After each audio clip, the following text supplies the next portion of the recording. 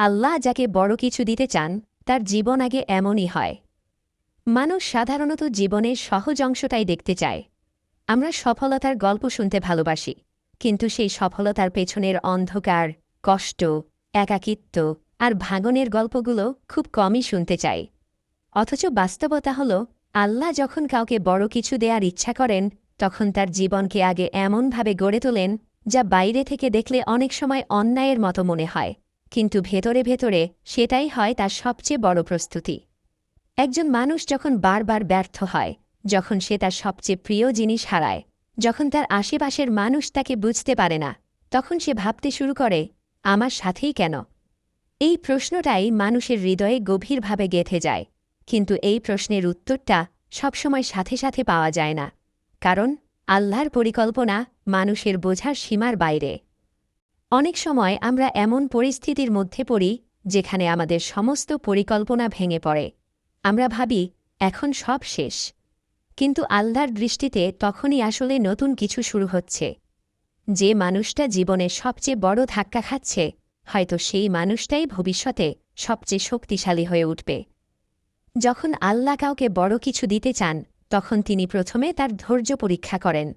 কারণ বড় কিছু পাওয়ার জন্য শুধু যোগ্যতা থাকলেই হয় না, দরকার শক্ত মানসিকতা, দরকার স্থিরতা, দরকার এমন এক হৃদয় যা ভেঙে গিয়েও আবার দাঁড়াতে পারে। একটা বীজের কথা ভাবুন, যখন সেটাকে মাটির নিচে পুঁতে দেওয়া হয় তখন সেটা অন্ধকারে থাকে, চাপের মধ্যে থাকে, পানি আর মাটির ভেতর নিজেকে হারিয়ে ফেলতে থাকে। বাইরে থেকে দেখলে মনে হয় এই বীজটা তো শেষ হয়ে গেল, কিন্তু বাস্তবে ঠিক তখনই সে অঙ্কুরিত হচ্ছে, তার ভেতরে নতুন জীবন তৈরি হচ্ছে। ঠিক তেমনি একজন মানুষ যখন জীবনের সবচেয়ে কঠিন সময়ের মধ্যে থাকে, তখনই তার ভেতরে নতুন শক্তি তৈরি হয়। জীবনের সবচেয়ে কঠিন সময়গুলোই মানুষকে বদলে দেয়। যারা কখনো কষ্ট পায়নি তারা সাধারণত জীবনের গভীরতা বুঝতে পারে না, তারা ছোট ছোট সমস্যাতেই ভেঙে পড়ে।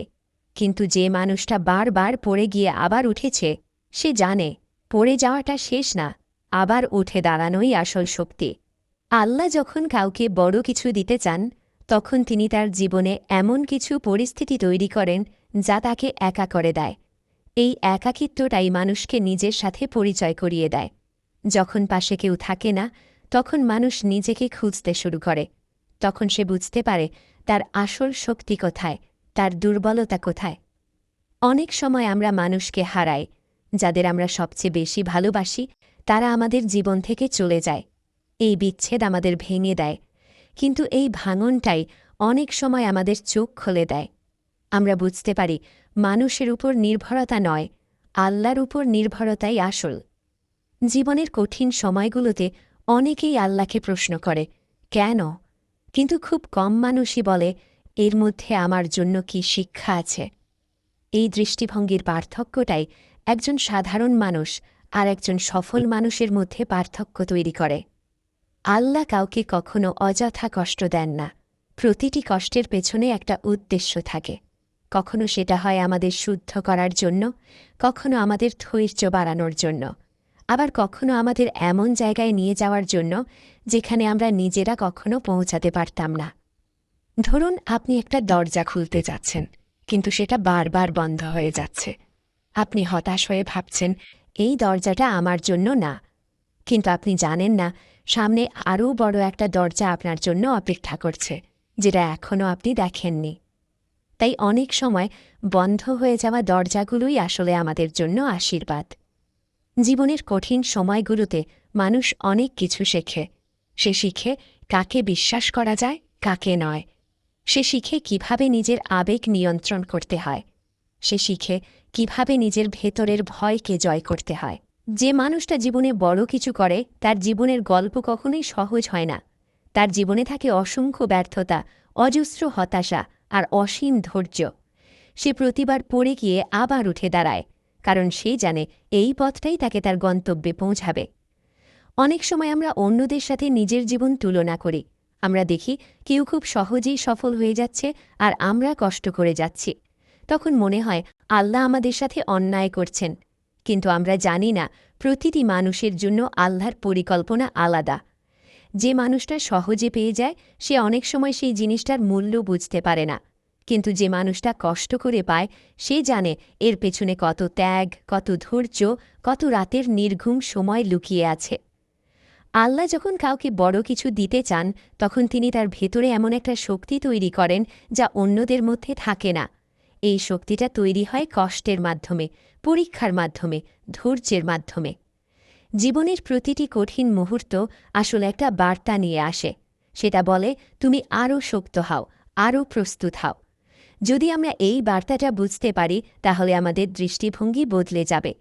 অনেক সময় আমরা ভাবি আমাদের জীবনটা খুব কঠিন, কিন্তু যদি আমরা একটু গভীরভাবে দেখি তাহলে বুঝতে পারব এই কঠিন সময়গুলোই আমাদের তৈরি করছে, আমাদের এমন একটা মানুষ বানাচ্ছে যে ভবিষ্যতে অন্যদের জন্য অনুপ্রেরণা হবে। যখন কেউ আপনাকে ছেড়ে চলে যায়, যখন কেউ আপনাকে অবহেলা করে, যখন আপনি একা হয়ে যান, তখন মনে রাখবেন এটা আপনার শেষ না, এটা আপনার নতুন শুরুর প্রস্তুতি। আল্লাহ কখনো কাউকে এমন বোঝা দেন না যা সে বহন করতে পারে না। প্রতিটি মানুষের ভেতরে এমন একটা শক্তি আছে যা সে নিজেও অনেক সময় জানে না। আর এই শক্তিটা বের করে আনার জন্যই অনেক সময় কঠিন পরিস্থিতি প্রয়োজন হয়। যে মানুষটা আজ কাঁদছে সেই হয়তো আগামীকাল হাসবে, যে মানুষটা আজ হারিয়েছে সেই হয়তো আগামীকাল পাবে। কারণ আল্লাহর কাছে কোনো কষ্টই বৃথা যায় না। জীবনের পথটা সবসময় সরল হয় না, এখানে বাঁক আছে, উত্থান পতন আছে, অন্ধকার আছে, কিন্তু এই পথটাই আমাদের গন্তব্যে নিয়ে যায়। যদি আমরা ধৈর্য ধরে এগিয়ে যেতে পারি তাহলে একদিন আমরা বুঝতে পারব সব কিছুই আমাদের ভালোর জন্য ছিল। আল্লাহ যখন কারিতে চান তখন তিনি তার জীবনে এমন কিছু মানুষ পাঠান যারা তাকে কষ্ট দেয়। এই কষ্টগুলো তাকে শক্ত করে, তাকে শেখায় কিভাবে নিজের মূল্য বুঝতে হয়। অনেক সময় আমরা এমন কিছু হারাই যা আমরা খুব ভালোবাসতাম, তখন মনে হয় সব শেষ, কিন্তু পরে আমরা বুঝতে পারি সেটা হারানোই আমাদের জন্য ভালো ছিল। জীবনের প্রতিটি অধ্যায় আমাদের কিছু না কিছু শেখায়। কিছু মানুষ আসে আমাদের জীবন বদলাতে, কিছু মানুষ আসে আমাদের শিক্ষা দিতে, আর কিছু মানুষ আসে আমাদের ছেড়ে চলে যেতে, যাতে আমরা নিজেদের খুঁজে পাই। যখন আপনি আপনার সবচেয়ে নিজের অবস্থানে থাকবেন তখনই আপনার সবচেয়ে বড় পরিবর্তনটা আসবে, কারণ তখন আপনার হারানোর কিছু থাকে না, আর তখনই আপনি নতুন করে শুরু করতে পারেন। আল্লাহর পরিকল্পনা সবসময় নিখুঁত, যদিও আমরা সেটা বুঝতে পারি না, কিন্তু সময়ের সাথে সাথে সব কিছু পরিষ্কার হয়ে যায়। তাই জীবনের কঠিন সময়গুলোকে ভয় পাবেন না, এগুলোকে গ্রহণ করুন। এগুলোই আপনাকে এমন একজন মানুষ বানাবে যে ভবিষ্যতে বড় কিছু অর্জন করবে। মনে রাখবেন, আল্লাহ যাকে বড় কিছু দিতে চান তার জীবন আগে এমনই হয়, কষ্টে ভরা, পরীক্ষায় ভরা, কিন্তু শেষ পর্যন্ত সফলতায় ভরা। শেষ কথা হল, ধৈর্য ধরুন, বিশ্বাস রাখুন আর এগিয়ে যান, কারণ আপনার জীবনের গল্প এখনও শেষ হয়নি, বরং সবচেয়ে সুন্দর অধ্যায়টা এখনও লেখা বাকি।